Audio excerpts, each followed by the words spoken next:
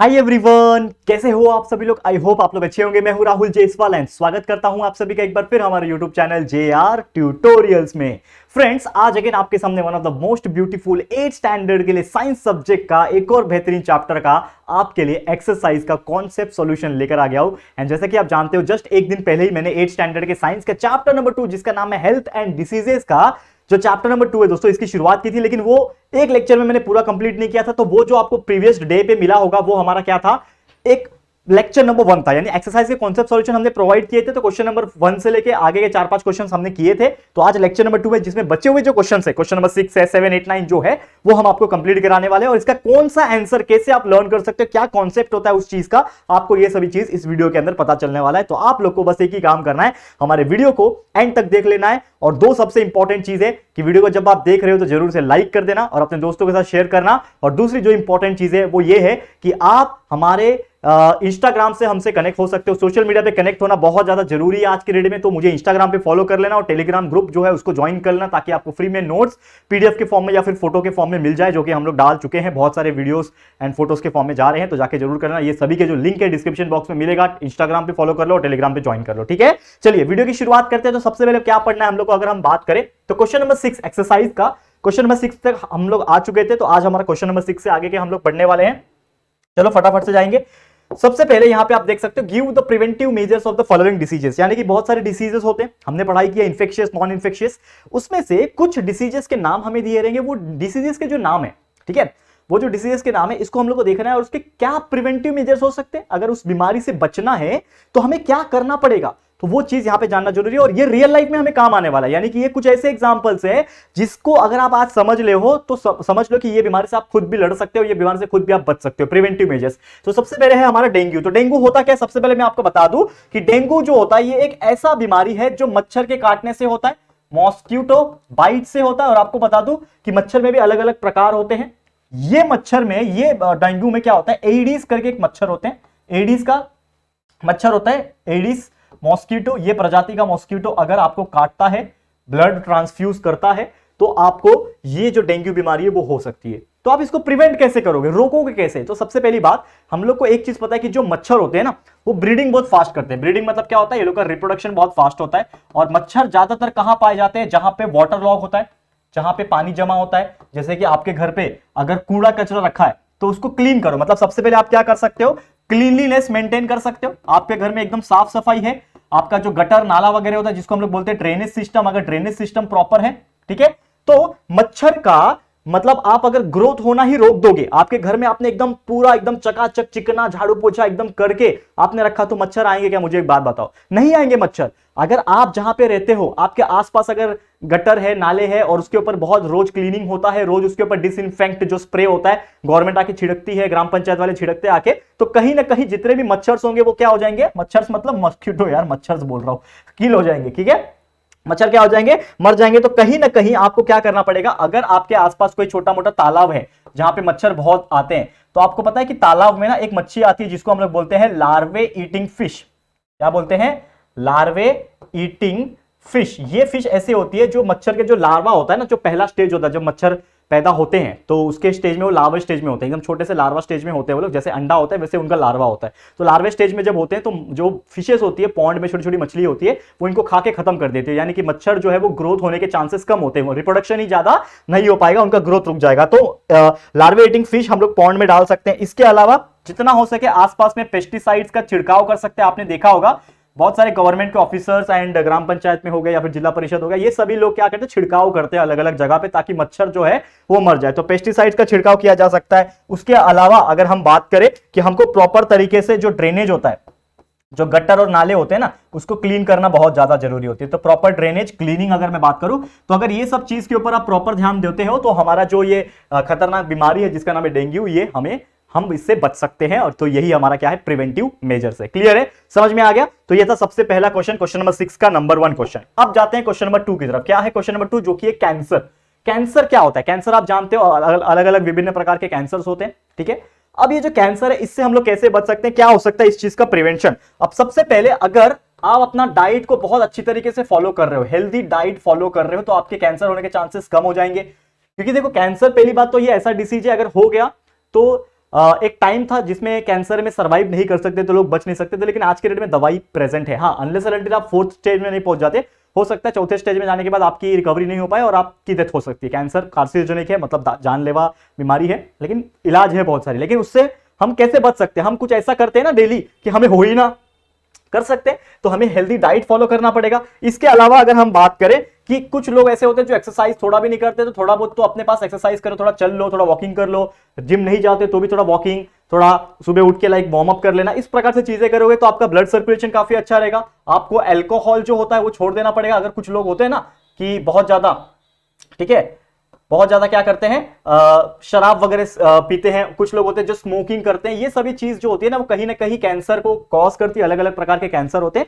तो ये सब चीज बंद करना पड़ेगा। अल्कोहल की बात करूं, स्मोकिंग की बात करूं, तो ये सब चीज अगर आप फॉलो कर लेते हो तो चांसेस आपके यही है कि कैंसर जो बीमारी है वो नहीं होगी। करेक्ट है? और अगर हो भी जाती है तो there are so many medicine and therapy available, ठीक है, तो उससे हम इलाज करवा सकते हैं। तो ये हो गया कैंसर के बारे में। अब तीसरा चीज है जो कि है एड्स, एआईडीएस। एड्स का मतलब होता है एक्वायर्ड इम्यूनो डेफिशिएंसी सिंड्रोम, यानी आपका इम्यून सिस्टम खत्म हो जाता है, डेफिशिएंसी हो जाता है, इसके लिए बीमारी बोलते हैं। अब ये जो एड्स है इसको हम कैसे हम लोग प्रिवेंट कर सकते हैं? There are so many method. सबसे पहला मेथड जो होता है, देखो आप कभी हॉस्पिटल जाते हो तो डॉक्टर जो होता है ना, जो सिरिंज बोलते हैं हम लोग, सिरिंज मतलब जो सुई बोलते हैं ना, सिरिंज मतलब नीडल, नीडल जो होता है ना वो कभी भी नया लो, यानी न्यू नीडल होना चाहिए। और आजकल सभी डॉक्टर्स लेते हैं, लेकिन एक जमाना था डॉक्टर पैसे बचाने के लिए कुछ नीडल्स को, वही एक को इंजेक्शन लगाया, उसी को लेके दूसरा दवाई भर के वापस दूसरे को लगाते हैं। तो इससे क्या होता है कि अगर किसी को एड्स है, किसी को अगर एचआईवी है, तो वो ट्रांसफर ब्लड के थ्रू हो सकता है। यानी ब्लड ट्रांसफ्यूजन भी एक बहुत बड़ा फैक्टर है। ब्लड ट्रांसफ्यूजन अलग अलग फैक्टर से हो सकता है।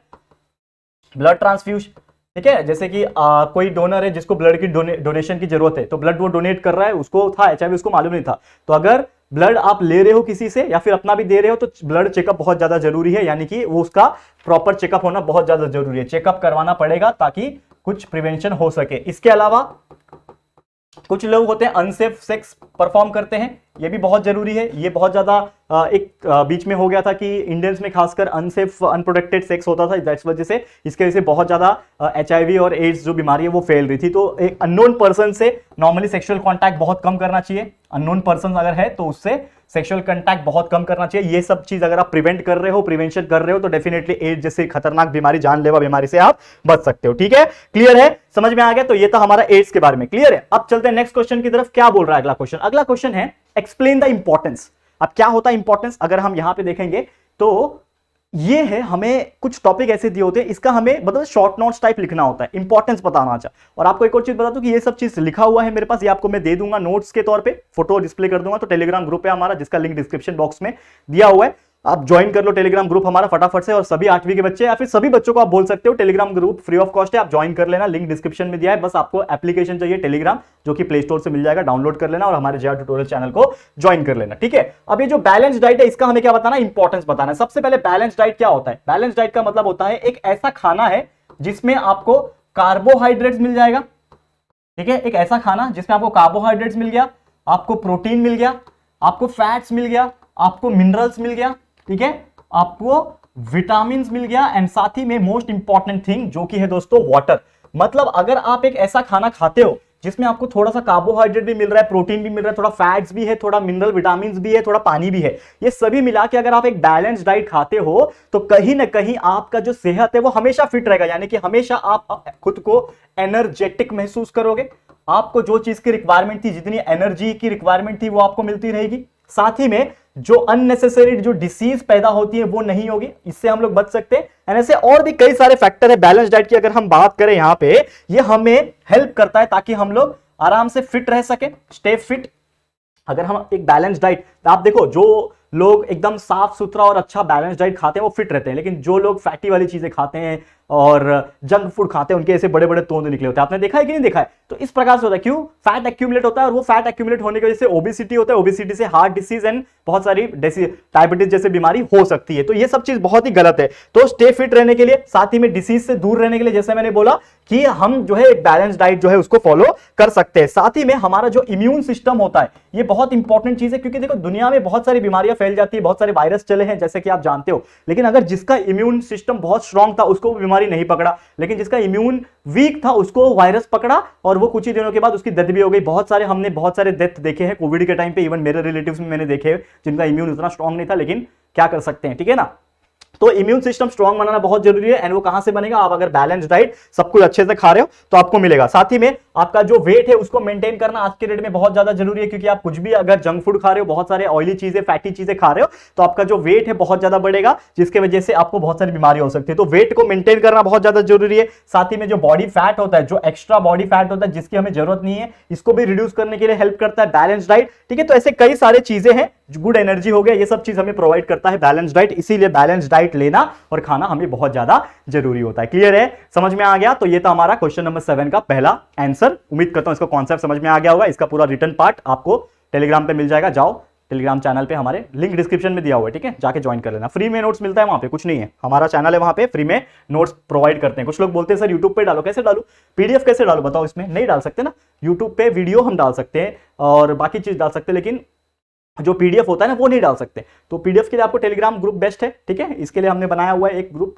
लिंक दिया हुआ है डिस्क्रिप्शन में, या फिर अगर आपके पास टेलीग्राम ऐप है उसमें सर्च मारो JR ट्यूटोरियल्स, ज्वाइन बटन आएगा, ज्वाइन कर लो और थोड़ा स्क्रॉल कर लेना, आपको हमारे वीडियोस या फिर फोटोज कहीं ना कहीं आपको देखने मिल जाएंगे, पीडीएफ देखने मिल जाएगा। ठीक है, चलो नेक्स्ट क्वेश्चन क्या है?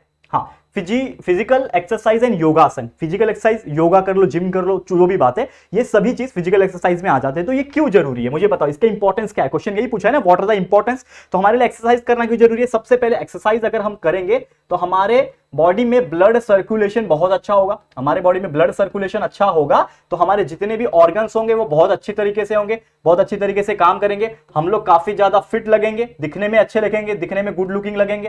ठीक है ना, देखा है ना कि आपने बहुत सारे आज के डेट में, लड़का हो चाहे लड़की हो, हर एक लोग जिम कर रहे हैं, एक्सरसाइज कर रहे हैं ताकि एकदम मस्त, एकदम फिटनेस दिखे। खासकर बॉलीवुड सेलिब्रिटीज आप देखोगे, जितने भी मॉडल्स है ये सब जिम करते हैं ताकि एकदम खूबसूरत और बॉडी से एकदम फिट दिख सके, क्योंकि जो दिखेगा वही बिकेगा। करेक्ट है ना? तो यही चीज हमारे लिए बहुत ज्यादा जरूरी हो गया है कि आप योगा की बात कर लो, बहुत सारे लोग योगासन करते हैं, कुछ लोग फिजिकल एक्सरसाइज मतलब जिमिंग वगैरह करते हैं, तो ये बहुत जरूरी हो गया। ठीक है ना? और इससे क्या होता है कि जब आप जिम कर रहे हो, एक्सरसाइज कर रहे हो या फिर ये कर रहे हो, तो आपके बॉडी में जो एक्स्ट्रा जो फैट रहेगा वो रिड्यूस कर सकते हो, वेट को मेंटेन कर सकते हो, जो कि आज के डेट में बहुत ज्यादा जरूरी है। बीमारियों को दूर भगा सकते हो, there are so many disease. ठीक है ना? आप अपना इम्यून को स्ट्रॉन्ग कर सकते हो।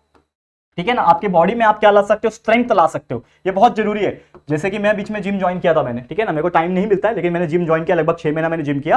तो पहले मैं वेट जब उठाता था तो बहुत कम वेट उठा पाता था। जब मैंने जिम ज्वाइन किया तो मेरा हाथ और ये मसल स्ट्रांग हो गए, तो मैं बहुत ज्यादा वेट उठाने लगा। तो ये भी होता है, मतलब स्ट्रेंथ हमें मिल जाती है, हम स्ट्रांग बन जाते हैं। पहले के कंपैरिजन में आप देखोगे तो हम क्या हो जाते हैं, बहुत ज्यादा स्ट्रांग बन जाते हैं। और ऐसे कई सारी चीजें, मतलब स्ट्रांगनेस की बात कर लो, एनर्जी लेवल की बात कर लो, तो ये सभी चीज बढ़ जाता है, जो कि हमारे लिए बहुत अच्छी बात होती है। तो धीरे धीरे ये सब चीज बेटर होने लगती है। क्लियर है? समझ में आ गया? तो उम्मीद करता हूं कि फिजिकल एक्सरसाइज, योगा, देखो ये क्वेश्चंस जो होते हैं ना, ये हमें अपने मन से भी लिखेंगे तो भी कोई परेशानी नहीं होती। मतलब इतने सिंपल होते हैं कि अगर आप इसको थोड़ा फोकस कर रहे हो और थोड़ा भी इसके ऊपर वर्कआउट कर रहे हो और थोड़ा सोच सोच के भी लिखोगे तो भी आपको एग्जाम में ऐसे क्वेश्चंस में मार्क्स मिल जाते हैं। बहुत ईजी होता है। ठीक है, समझ में आ गया? आगे बढ़ जाते हैं। अब जाते हैं हमारे नेक्स्ट क्वेश्चन पे। तो ये हो गया question number 7 complete. Question number 8 पे आ जाते हैं, जो कि है make a list of. 4 question इसमें पूछे हैं। मेक ए लिस्ट मतलब आपको लिस्ट बनाना है, किसके किसके लिस्ट बनाना है? एक तो वायरल डिसीज का बनाना है, कौन कौन से वायरल डिसीज होते हैं, फिर बैक्टीरियल डिसीज कौन कौन से होते हैं, फिर डिसीज जो इंसेक्ट के थ्रू स्प्रेड होते हैं, और चौथा है हेरिडिटिक डिसीज। तो हमने ये यहाँ पे कॉलम भी बना लिया है, जिसमें हम आपको टाइप्स ऑफ डिसीज बताएंगे, viral disease, bacterial disease, insect और हेरिडिटी बताएंगे। तो सबसे पहले आप देखोगे तो वायरल डिसीज की अगर मैं बात करूं तो वायरल डिसीज क्या है? मीजल्स। मीजल्स मतलब क्या होता है? वो देखो दाने दाने आ जाते हैं ना, चिकन पॉक्स जैसा।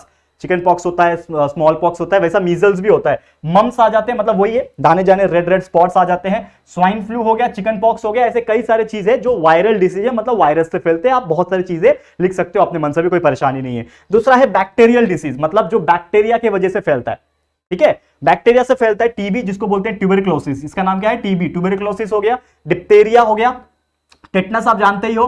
ठीक है, कॉलेरा हो गया, टाइफाइड हो गया। तो ये कुछ ऐसी बीमारी है जो बैक्टीरिया की वजह से फैलता है। उसके बाद बात करें इंसेक्ट, सोचो कीड़े मकोड़े, इंसेक्ट से भी कुछ बीमारियां फैलती है। कौन से इंसेक्ट हो गए? जैसे डेंगू फैलता है मच्छर से, मलेरिया फैलता है, प्लेग फैलता है चूहे वगैरह से, डॉग से रेबीज होता है। तो ऐसे कई सारी चीजें हैं जिसके वजह से वो फैलता है। और लास्ट में है हेरिडिटी। हेरिडिटी मतलब क्या होता है कि अगर हमारे पेरेंट्स को था, उनके पेरेंट्स का था, तो वो खून से ही ट्रांसफर होता है, जेनेटिक से जेनेटिक। हेरिडिटी मतलब डीएनए से डीएनए ट्रांसफर होता है, ऐसा होता है। तो ऐसे कई सारी बीमारी है, जैसे डायबिटीज हो सकता है कि मम्मी को, पापा को, मम्मी दादा दादी किसी को भी हो, तो हो सकता है आपको वो बीमारी हेरिडिटी के थ्रू आ जाए, जेनेटिक इंफॉर्मेशन कॉम्बिनेशन के थ्रू आ जाए। ठीक है, हाइपरटेंशन हो गया, कैंसर हो गया, तो ये सब बीमारी जो है वो हेरिडिटरी हो सकती है, हेरिडिटी के थ्रू पास हो सकता है। क्लियर है, समझ में आ गया? तो उम्मीद करता हूं कि ये क्वेश्चंस आपको समझ में आ गया होगा, और ऐसे कई सारे एग्जाम से पूछेंगे अगर, तो बिंदास आपको पूरा कंसेप्चुअल नॉलेज है, आपने पूरा चैप्टर हमने हमारा ऑलरेडी देखा हुआ है। आप जानते हो हमने पूरा चैप्टर वैसे भी 8th स्टैंडर्ड का हो, 7th का हो, 6th का हो, 9th का हो, 10th का हो, हर एक का पूरा एंटायर सिलेबस, हर सब्जेक्ट का topic by topic, lecture by lecture, हर एक चीज